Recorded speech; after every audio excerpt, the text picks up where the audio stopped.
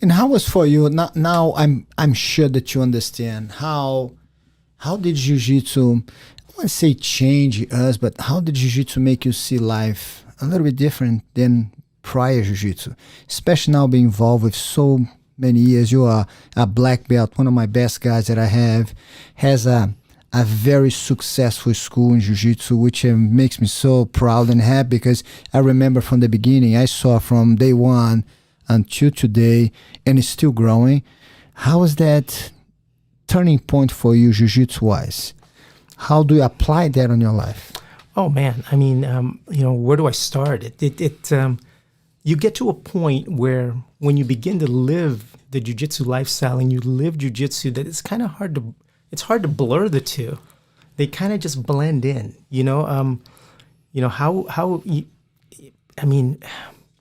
patience is one thing, patience in bad situations. I mean, I'm sure your audience will get to know Ed 250-pound sores in some upcoming, being underneath him requires a lot of patience. And that's one of the things that I see, and not just patience. And if I can just kind of pull back a little bit, because one of the main benefits for jiu-jitsu training, for law enforcement, and also for regular people, is you develop an ability in jiu-jitsu to be able to make decisions under stress, under real stress, under the worst of conditions, and you are forced repeatedly to make decisions. It's a decision-making art.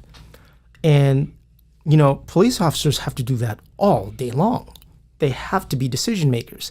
Being forced to have to make decisions over and over again in a role, a 30-minute sparring session, you make hundreds of decisions of what to do with real consequences. And the best part about it is if you make a bad decision, guess what?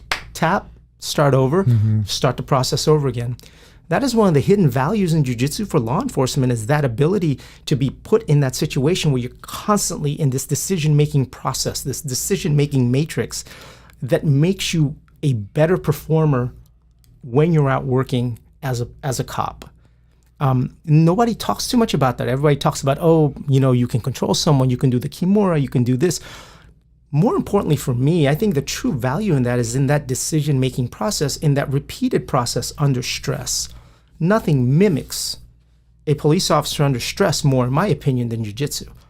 And not just in the physical realm, but cops go and testify. That is very stressful to testify. You must make decisions on how you answer those questions.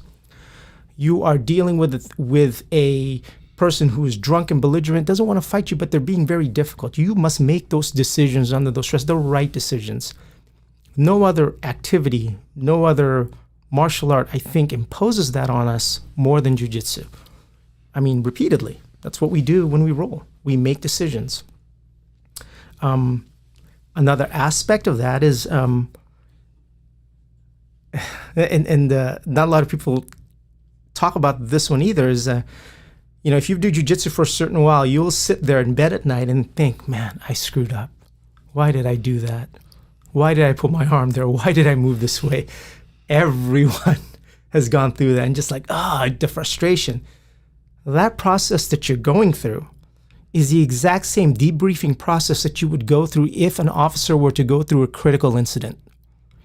The value in being able to do that outside of that critical incident is, for example, Jay, if you're a working police officer and you shot someone under stress, if you're not used to being in that environment of that mental playback mode, the first thing that I would ask you as an investigator, which I did for several years in investigating officer-involved shootings, is, hey, what happened? And you're like, I don't know. I have no idea. When you do jiu-jitsu, you begin to see the value in that, and that you see the moves, and you can literally break down what happened. Where that is important for an officer, you can now articulate to me the exact feelings, emotions, what you saw, and how you moved. And that makes all the difference in me suspecting that you committed a crime or suspect that you acted lawfully in defending yourself. These are the little things that I try to bring about when I teach defensive tactics. These are the things that I want my students who are law enforcement officers to think about. Not just not just the action, but the after action is important as well. Very important. If you can explain your decision-making process, you will go much further into protecting yourself and your family after a critical incident. You know, these are just some of the things that you that are often overlooked when people teach officers. And you were able to blend that in and one be kind of almost the mirror and understand it's a very important point. And every time decisions are made, people are affected by. Absolutely. Good or bad. Absolutely, yes.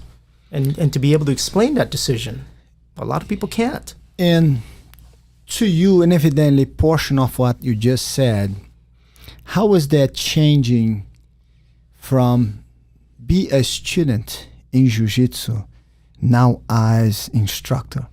How is that flip from you? Wow, that was